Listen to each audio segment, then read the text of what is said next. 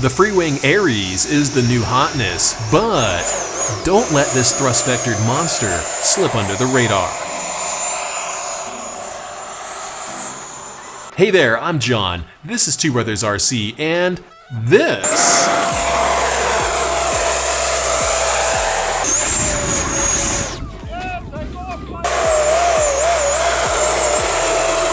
is the FMS Avanti 90mm coming back for a year in review. It's been a year, and what a year it's been. This jet continues to be incredible, especially with thrust vectoring, which, in my opinion, is really the only way to fly it at all. Otherwise, what is even the point? It handles better, it can't stall, yes, I did say that, it can't stall, and pretty much does everything that you tell it to do. So let's dive into it and see how it stacks up a year later. Let's start by giving you my actual opinion of the FMS Avanti. Like I just said, don't bother without thrust vectoring. If you're a fan of this channel, then you're probably like-minded and want to be able to do more than basic sport jet stuff. If you're hate watching this channel, you'll find a way to complain about anything I do or say, so I'm happy for you or sorry that happened. Avanti without thrust vectoring is pretty boring. Yes, it flies well, but it just doesn't do much compared to what it does with thrust vectoring. Let me clarify, without thrust vectoring, it just does sport jet stuff. It flies knife edge, inverted, loops, rolls, etc. With vectoring, it can backflip, do forced cobras, flat spins, pinwheels, inverted flat spins, tumbles, donuts, can't stall, won't stall, high alpha for days, hovers, hand launches with 0 altitude and 0 airspeed,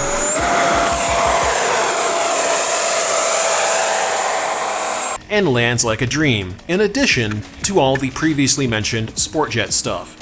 Yep, I think you see why I gravitated towards thrust vectoring. So you're watching and maybe you want yours to fly like this too. Get on AS3X Plus. I'm flying this on an AR-10360T receiver, which is linked below. I've covered how and why I do this, but let's go over it again. Primarily, the reason I'm using the AR-10360T is that the receiver comes with 4 gyros. Yes, you heard me correctly, 4 gyros. 5 if you consider the nose wheel gyro too. Yes, you are still hearing me correctly, 5 gyros. 4 of them can control various parts of an aircraft, and they're all independent of one another.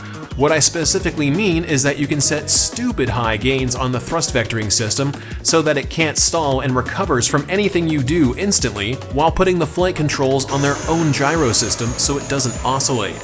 So you can have low flight surface gains, high thrust vectoring gains, and you can tie it all together with the throttle to gain mix that I've talked about recently in the AS3X Plus guide and the NX Radio tutorial. So if you want to learn how to do that, click the cards in the top right, or hit the description below to find out. And as always, hop on Discord via discord.gg/2brosrc for help. With the setup I'm demonstrating here, Avanti truly transforms from a mediocre sport jet to an absurd, unstallable machine. Yes, you aircraft nerds, I know that it's still technically stalling because I'm flying it post-stall. The point I'm making here is that if it begins to stall, the gyro prevents it from dropping a wing and automatically corrects the situation so long as there's thrust flowing through the tube. Here's a great example. I botched this touch and go and stalled on rotation. The left wing dropped, but the thrust vectoring system kicked in faster than I can react and automatically yawed the jet back into level flight again. It's even more crazy in slow motion. Look at how fast it reacts and fixes the situation. Here's another great example. Last year during an air show, I botched the entry into high alpha and broke airflow over the right wing. Look at how fast the gyro stabilizes the jet and prevents it from stalling. You seriously have to be trying to kill this plane in order for it to crash. If nothing else, even if you don't care about doing post-stall maneuvers, The jet being basically stall-proof with thrust should be super useful for anyone. And don't worry, this year I'll actually show how to set this jet up and walk you through the programming this time, because I really should have done it last year. I just ran out of time. Sorry about that. Before we move on, consider scrolling down a little and hit that like button for me. If you're not already subscribed to Two Brothers RC, definitely consider it. And if you're not part of our Discord chat server community yet, hop down to the description below, join up and chat airplanes with us. I promise we don't bite, just like this plane. So it's not just the overall flying that benefits from gyro stabilization, it's also landings and takeoffs. With the thrust vectoring nozzle stabilizing the jet, you don't need crow or full span flaps or any other tricky wing mixing. The brute force of the nozzle doing its job as the gyro senses disturbances in the flight trajectory will make most of your takeoffs and landings awesome, so long as you're flying the plane down to the ground. It's not gonna fix poor technique. And, unlike popular opinion from people who hate gyros and therefore know very little or nothing about them, the gyro doesn't fly the plane down to the ground. You still have to do that. It just makes it smoother and easier to do, especially if you balance the jet right over the main wheels, which isn't tail heavy, but it does give the gyro tons of tail authority to work with, which makes it very effective at stabilizing the jet.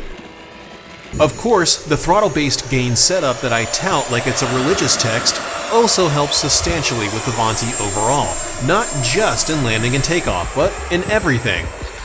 And when you want to do some crazy stuff with a jet, throw the gains to full and it'll keep it from getting out of control. Turn the gains off if you want to see what the airborne equivalent of a mechanical bull feels like on a transmitter. Even tiny amounts of stick pressure can cause crazy stuff to happen. I suggest flying with AS3X Plus turned on all the time, but hey, I can only suggest what to do. It's your plane. Fly it how you want to. A year later, the Avanti has a new contender in the Freewing Ares, which just released as of late August 2025. Yes, Ares as in the Greek god of war. I've flown Ares by this point, I've also hovered it, and I've also grabbed it out of the air. Not once, not twice, but about 4 different times. It's a pretty solid jet, but Avanti still has a place in the thrust vector jet lineup. We'll cover the differences between them in the upcoming tier ranking between these two jets. I don't want to get too much into Ares because this is the Avanti vid after all. Just keep an eye out because you might be surprised at which jet is better in some regards. Avanti overall for me is still a fantastic airplane, even if it's about 500 grams heavier than the Ares is. I fly both jets exclusively now on 8-cell setups, the FMS and Freewing 8-cell motors respectively, and use SMC 4000 and 4900 packs for most of my flying. There is no finer battery for this kind of usage, but if you're going to hover any jet or really just fly a jet in general, you need to be using voltage telemetry. Timers are not useful for this. If you get the packs below 21 volts under load, you will heat them up and you will damage them, and you'll probably end up writing angry comments on YouTube RC airplane videos about how SMC sucks when it's really you running the packs into the ground. You gotta take care of them. More on that coming up in our 10 mods you can do to any RC airplane to make them fly better, or just go watch the NX Radio tutorial because I covered how to set up voltage telemetry. Avanti is a great choice for you if you don't mind a heavier jet that has optional thrust vectoring. It does everything short of a rolling Harrier. It's got a lot of thrust, enough to do crazy high alpha and hovering, and it does everything a sport jet should do, and more, with thrust vectoring. So I don't think that it's an optional accessory, I think it's required. Because otherwise, what's even the point?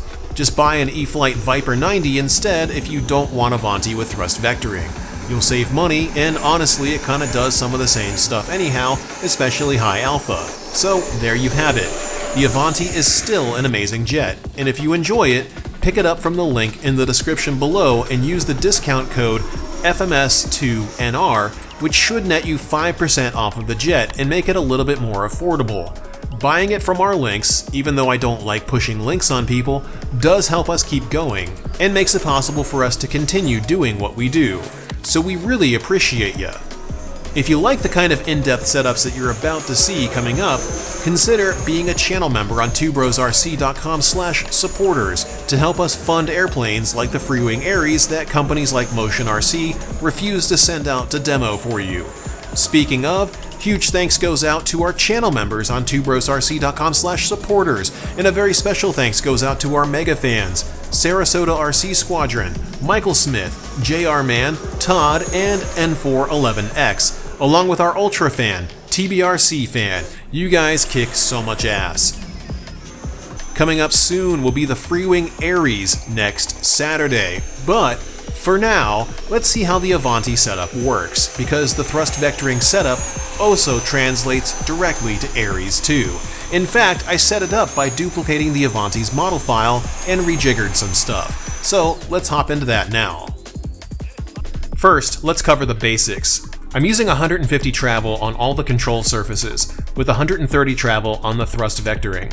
You can adjust this stuff from the servo settings menu in your radio. Expo is entirely up to you. I'm not showing you mine because it's mine. Find what works best for you. I suggest using 50%, but you might enjoy less or you might want more. If you don't know how to set up Expo or change servo travel, you probably shouldn't be flying a thrust vector jet just yet. These are touchy airframes that require a lot of work to set up, so dive into the NX Radio tutorial linked below to learn the basics.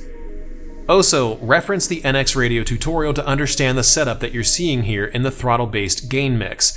This is what governs the gains in the air and reduces them at higher speeds and increases them at lower speeds. It also allows me to increase them to full whenever I feel like it, which is what I do when I'm flying high alpha or hovering, or sometimes entering into a tricky maneuver to ensure that the jet doesn't crap itself in the recovery.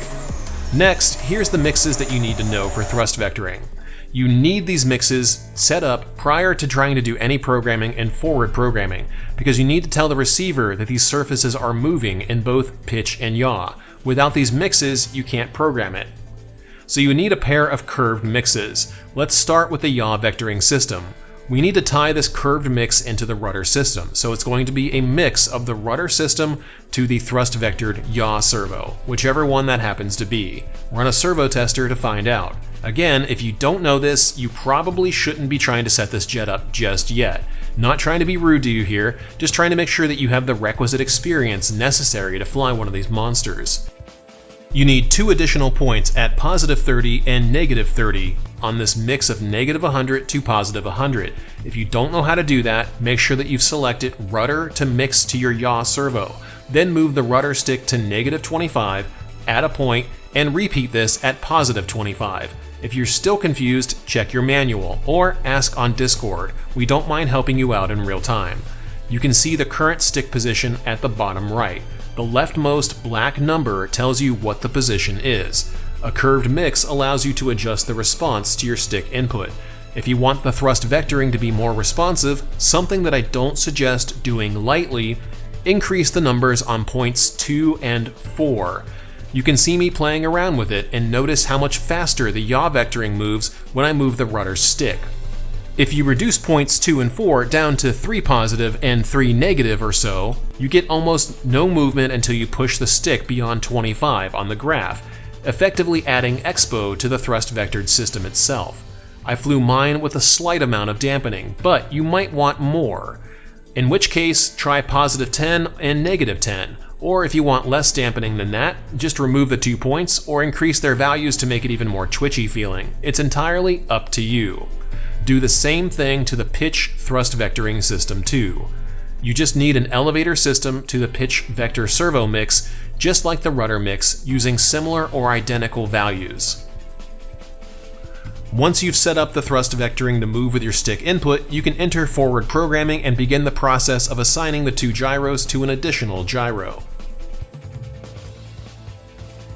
To do this, enter forward programming and wait just a moment while I go through 400% speed and take the vectoring systems out of the gyro programming so that I can show you the steps needed to program the vectoring into the gyro. From the initial menu in forward programming, select aux output settings, then select aux output wizard.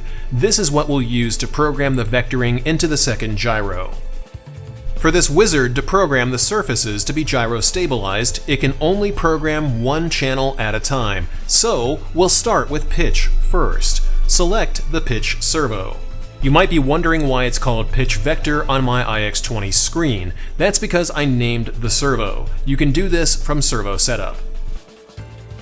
Select continue, then select continue again. Follow the on-screen directions. Again, make sure you program the mixes correctly prior to doing this, otherwise you need to redo the wizard, or fiddle with the settings, which I'm not going to cover here. Now you'll see the option to assign the gyro. You have 4 choices here. Gyro 1 is what the primary flight controls are assigned to. Don't use this. Assign the newly programmed pitch vector to gyro 2. We'll set up the gyro in a second after we've programmed the yaw vector, which has to be set up exactly the same way we just did everything with the pitch vector. Once again, make sure you did all of this to the letter. And if you make a mistake or you've got questions, just hop on Discord and ask. We're always happy to help so long as you're willing to listen and learn.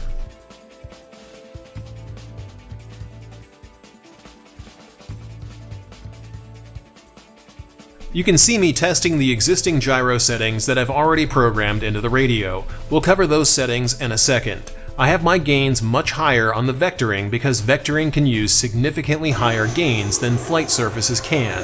The vectoring can't really overpower the wings unless the plane is flying very slowly, which is why you see me doing most of my crazy stuff at slow or 0 airspeed.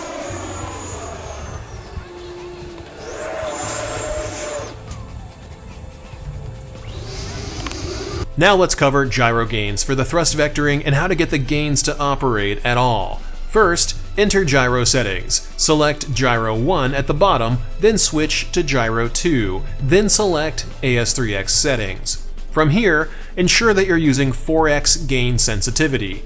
Enter AS3X gains and set pitch and yaw to 50%. You can enter priority and set the pitch and yaw priority to 100 from the default if you prefer a more smooth fly-by-wire feel. Otherwise, you can just leave it at 140 like I did. You can also leave the stop, lock, and release rates alone as well. Do ensure that you enter the fixed/adjustable gain menu and change the gains from fixed to adjustable. I'm not showing how to do that here, but trust me, it's easy.